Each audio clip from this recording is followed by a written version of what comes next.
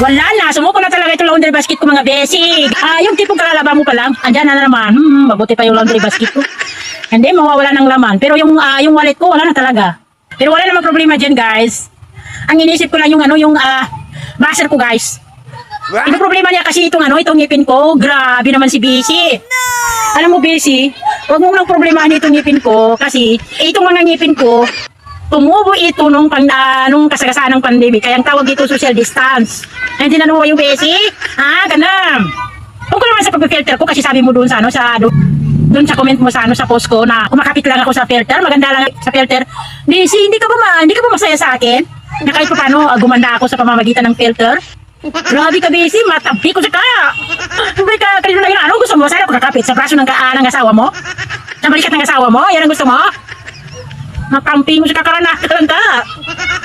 Joke lang yung guys. Pero nakakatawa lang talaga na may mga tao talaga na ganun. Kahit anong pang gawin mo, mapapansin ka pa rin. Alam naman natin lahat, guys, na di ba lahat tayo kumakapit lang sa filter. Kahit yung mga magaganda, kahit mas magaganda pa, ay nakapilter pa rin. Kayo pa kaya ng mga mukhang onggo. Ay, ikaw na nagsabi dyan na kumakapit ako sa filter. Maganda ka ba ng personal? Kung hindi pa tayo nagkita ng personal, tumigil ka dyan, tamping ang gusto ka.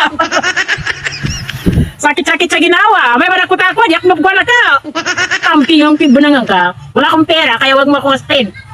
Hindi nakakatawa. Hindi na talaga ako natatawa sa'yo. Huwag mo akong pikunin, wala akong pera.